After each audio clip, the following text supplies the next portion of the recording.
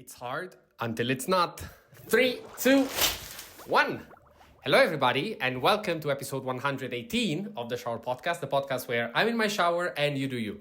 I'm your host, Chip, and how many times have you struggled with an activity? You just started, it was so hard, so dreadful.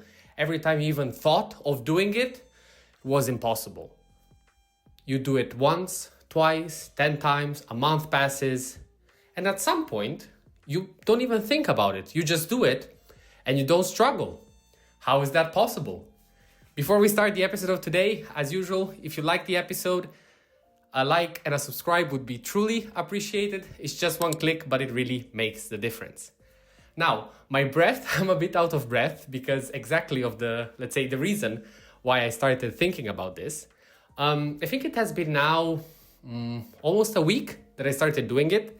In the morning, if you remember from one of the first episodes, I go down to the shopping center, to the supermarket, to get a pistachio croissant. I like it as a routine. It gets me out of bed, it gets me excited, so I go get it and come back. And as usual, being that you just woke up, I was kind of lazy. Like for me already, it was a success that I was going out to do something. So I always took the elevator. I live on the 6th floor. So that was okay. I mean, it's never been an issue, It's I went ahead with my life and it was no problem. But I started realizing that most of the times I really don't have a reason not to take the stairs. Of course, there's convenience that will always trump against any kind of other argument. But at the same time, I do have the option of saying, hey, why don't I just take the stairs?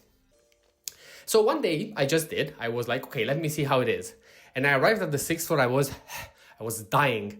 And I was like, that's insane. And again, I'm a person that trains pretty regularly, and it's not a person necessarily will go out of breath. I don't smoke, so I should be okay. Yet, given that I'm not trained for that, the moment that you do an activity that you don't usually do, even if you might be pretty complete in other aspects of your life, when you do that specific thing, you're lacking. So I took it as a challenge, and I said, as many times as I can, without, if I'm not time constrained, or if I don't have to do anything special, or if I'm going out, I will always take the stairs. And so far, it has worked wonders. What I want to get to today is this level of evolution, I would say, that we all have in the activities that we do.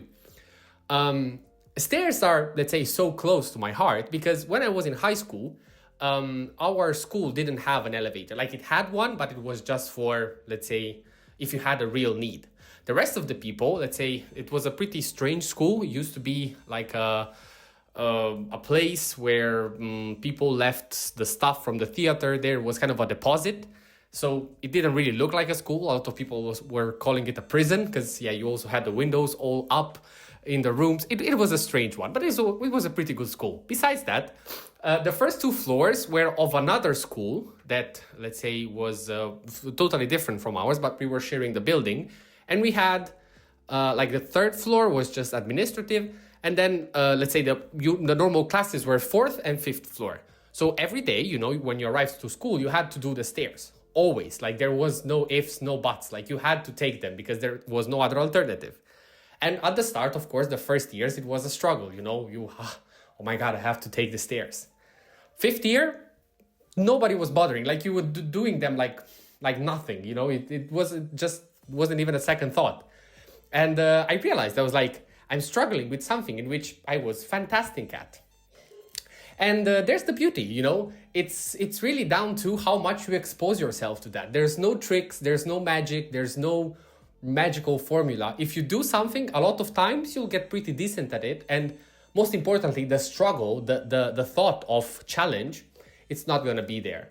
Whereas if you do it just once in a while, or you always struggle to start, and you think about it, it's going to be a struggle, and you ignore it, well, you will never get better. Specifically, the part that, again, surprises me, and I'm fascinated by how we work, is that we vividly remember the moment where we start and we struggle, and then we realize when we finish. But the part in between, it's always gray. It's always a black box. Like stuff just happens, you go through it, but in the moment, you don't really realize.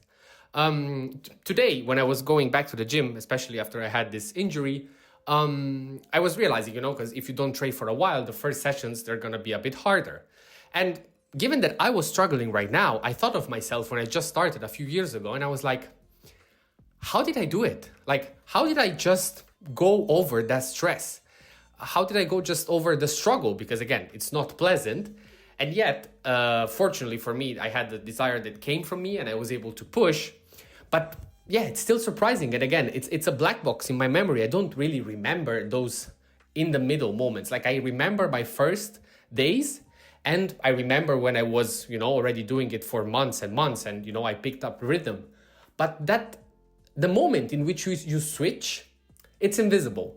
And I think this is what makes pretty much everything complicated to understand when you'll get better at something, because there isn't a response. Progression is just not a linear line that you just follow and you say, yeah, you start here, you end up here, and that's it. It's not like that. You struggle a lot, then it's good, then you struggle again, and then it's all from down there. It's super easy. Every activity is different and every situation will differ. But I really encourage you, if you have something on a daily, at a daily level, so a daily task that you are kind of procrastinating or just ignoring because you think you're going to struggle, give it a try. Give it a few weeks, months, if you can, and you realize that, that initial thought, because now every time that I enter the building, I'm like, I directly go to the elevator, and I'm like, you know what? Let's take the stairs. And I realized, already throughout this week that at some point I wasn't even saying, oh my God, I have to do the stairs, but I was like, how fast can I do them? Or how much struggle will I take today? Will I start to be fatigued at the 3rd, 4th floor, 5th floor? And overall, it's a nice mental exercise. It's not only, in this case, it's physical, but I think this kind of thought applies specifically also to challenging things, to things that challenge your mind. We struggle a lot with the fear, with the thought of something being dreadful and hard, whereas it's not that true. Like our idea, our perception, it's much, much worse than the reality. The trick is just finding the courage to just start. Having said that, that was all for episode 118 of the Shower Podcast. Thank you very much for listening. Again, real episode of the Shower Podcast. We stick to the 8 minutes.